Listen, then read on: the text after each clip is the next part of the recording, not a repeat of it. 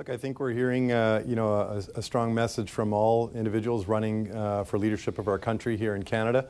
Look, we're seeing, of course, Canadians are stepping up and are turning out to vote in record numbers.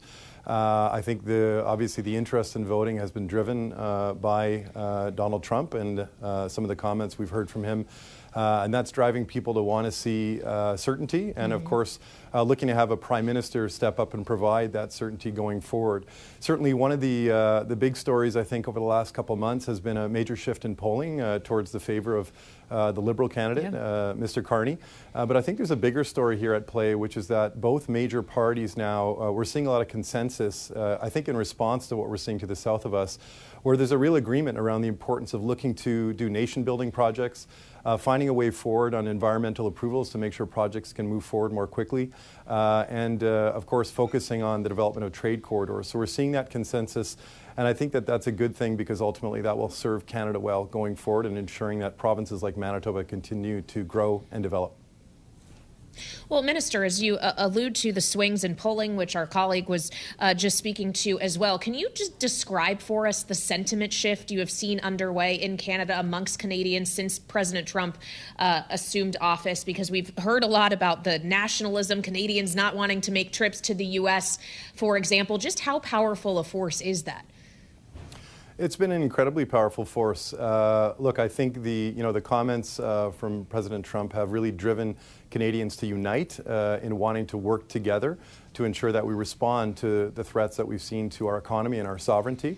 Canadians are wanting to work together like never before in response to those threats. And so we're seeing that again in terms of the types of language we're seeing from all parties and frankly the two major parties that are contending for leadership of this country.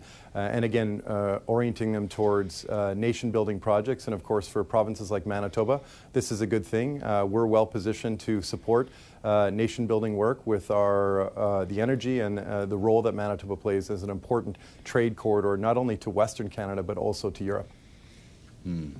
Minister Sala, a few data points from your Chamber of Commerce in Manitoba. Manitoba exports $18 billion worth of goods to the U.S. every year, and two-way trade between Manitoba and the U.S. is valued at roughly $42 billion.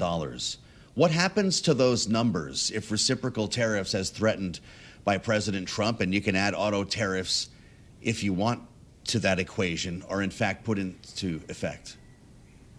Look, we know that there's no question that those tariffs and reciprocal tariffs will have a significant impact on economies across Canada, within our provinces and, of course, our country's economy. Look, we want a fair and predictable trading relationship with the U.S.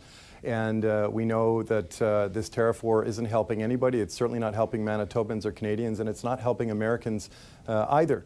Look, Manitoba exports, in terms of hogs, approximately 3 to 3.5 million hogs a year into the U.S. economy. Now, if 25% tariffs were applied to that, that's going to have a direct impact on the cost of bacon for Americans when they go to the grocery store, and of course, everyone's favorite breakfast sandwich product there from McDonald's as well. So, look, there's a high degree of interconnectedness, of course, between our economies.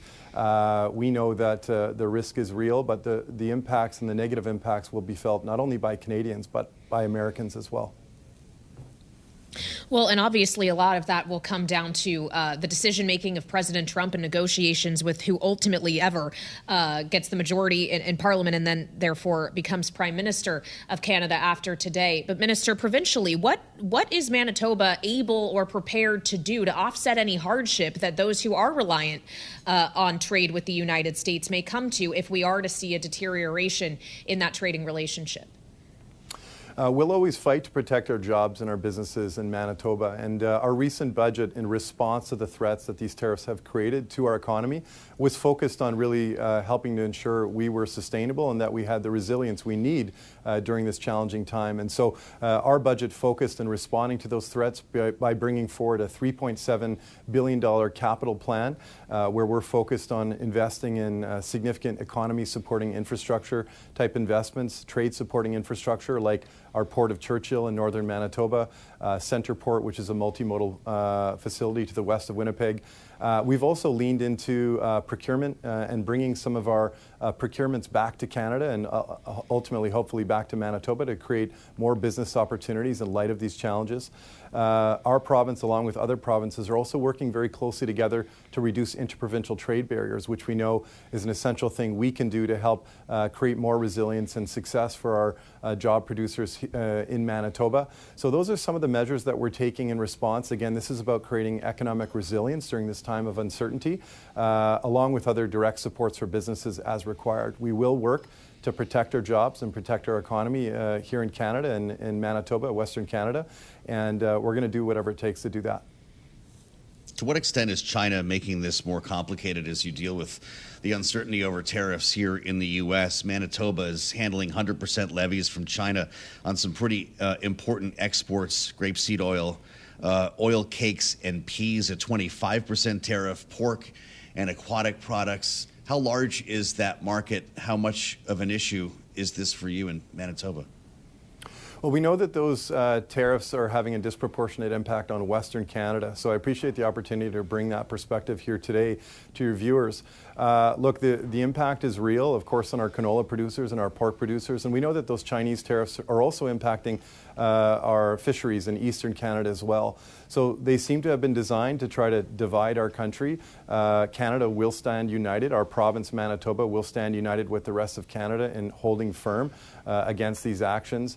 Again, we're going to work together with our agricultural producers to make sure that they can find new markets for their products and that we'll continue to support them. We're going to need some support from the federal government to do that.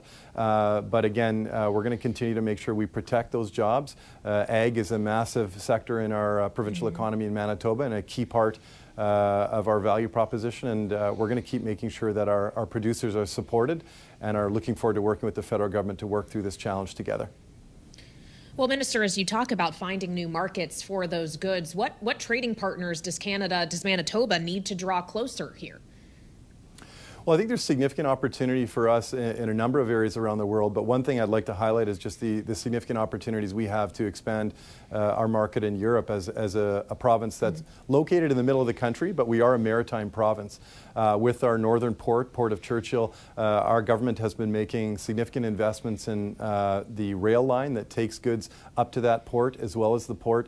We're going to see critical mineral shipments double this summer from the port of Churchill. So a lot of exciting opportunity as it relates to expanding Manitoba's role as an important trade corridor for moving goods from Western Canada to Europe through the port, and ideally seeing more goods move from Europe the other way into Western Canada. So Europe is one significant opportunity for us, given that maritime port that we have. The Port of Churchill is 1,500 kilometers closer to the biggest port in Europe in Rotterdam than Thunder Bay.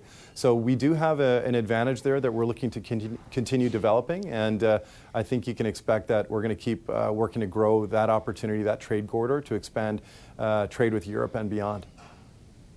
Minister Sala, we've only got about a minute left. What are you doing tonight to watch the results? We're going to cozy up somewhere here. We're here in Toronto and looking forward to sitting around and with other Canadians and watching the results roll in.